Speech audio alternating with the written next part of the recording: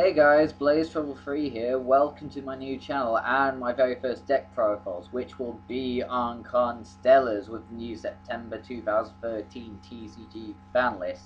Let's get started, shall we? Let's start with a staple lineup of monsters. We've got triple Chaos, triple Pollux, and triple Zombre. Basically, triple Chaos, get all the extra normal summons out to Chaos, main target for the second normal summon off Pollux. Basically, this card helps you get into your rank 5s by increasing or decreasing levels if need be, which I rarely do with this deck. And the Sombres just recycle the cows along with any other Constellar monsters I need, so I can start recycling XYZs and such. Next up, we've got Constellar Algae, just as a fill-in, just in case we don't open Pollux. And Sheraton's help search out the cards we need.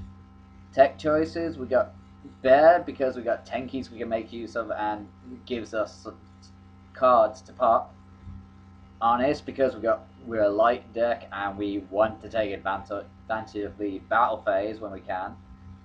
Thunder King, an odd choice you may think at first, but with all the searching still going on and the list put it down to 1, there had to be a reason for them to do it. So I'm putting it in just to help slow the other decks down. And the 2 effect veilers. This is definitely going to be an effect heavy format, so veilers are going to be really important. Next up, spell lineup. We got the reinforcement or rotor. Search out the Pollux. Tenkies search out the Chaos or Bear if need be. Constellar Star Cradle, which is an interesting tech choice. Get 2 Constellar monsters from your graveyard, so you can get into XYZing again for that turn, but you can't conduct your battle phase for the turn, so you gotta be careful with that. Triple Pot Duality. I feel with the Constellar deck, most of the time you're normal summoning anyway, and you only really special summon when you want to go into your XYZs and such. So it helps improve consistency. Next, Forbidden Lances, 2 of them. I feel that certain monsters in the deck definitely need protecting so their effects can go off and such.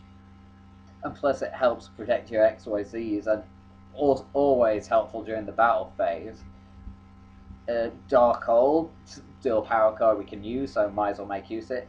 And double MST, we've got a back row heavy format and we need all the back row popping we can put into the deck. Next is a trap lineup.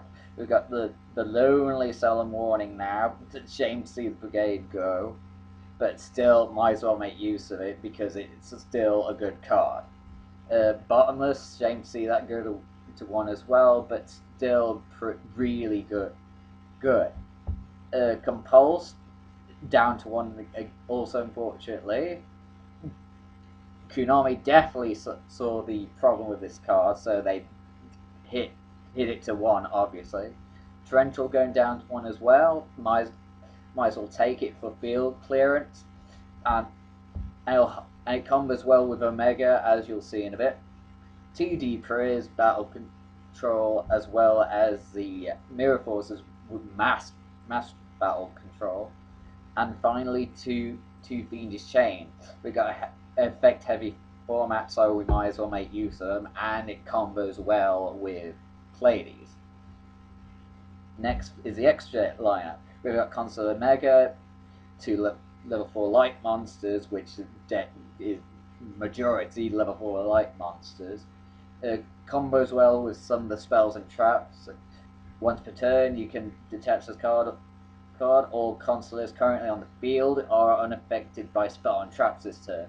So basically, you can swarm your field, activate its effect, and drop Dark Hole, wiping only your opponent's monsters and saving all your Constellar monsters on the field at a time. Also combos well with Torrential, of course, special summon.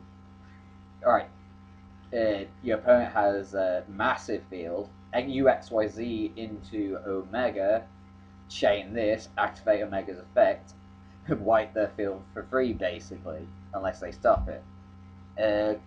Next up is Constellar preset, but I'm never sure how to pronounce that card.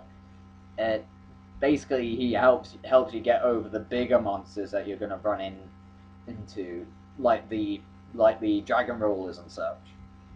Next is Starleaf Pellet Dynamo. Love this card. Basically, two level 4 light monsters again. Detach 2 to negate the effect of a opponent's monster and reduce its attack by 0. Really useful against big boss monsters you want to get over. Staple XCs, we got Maestro for defense, Cowboy because it wins games, and Abyss Dweller mainly for the Mermail matchup.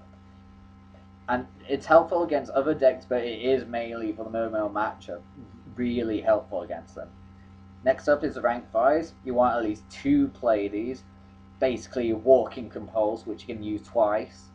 So yeah, back in the previous format, I used to run before compulse got hit to 1. I had 2 to 3 compulses plus 2 to 3 of these guys. So massive field clearance. But not so much now, but still enough for good field control. Volcasaurus helps get rid of big monsters and hits your opponent hard. Tyrus protects you against the opponent's back row, as well as getting rid of multiple cards a turn. And Zenmayo, which is a new addition for this format. It's a back row heavy format, especially with a lot of battle tactic cards like D Prison and Mirror Force. So getting this guy out to either beta back row or get rid of 2 set cards, which could be spell traps or even face down monsters. So yeah, really useful for this format. So if you can protect this guy, really helps your situation. And finally for the rank 5s is Shark Fortress. Basically, if you want to go in for some, your opponent has an empty field and you can go into a rank 5, might as well get in some extra damage by attacking twice with this guy. And it isn't just this guy you can use the effect on as well. You could put it on like Tyrus, for example, if you can get into 2 rank 5. Or even helpful, yeah, maybe even Omega or Preset. So you can just so you can make use of his extra attack for the turn.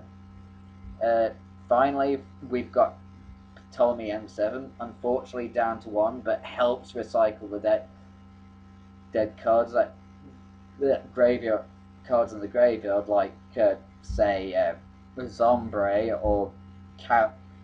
Hell, any card for any monster.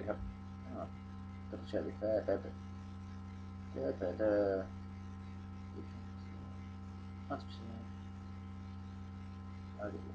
sorry, just one monster on the field.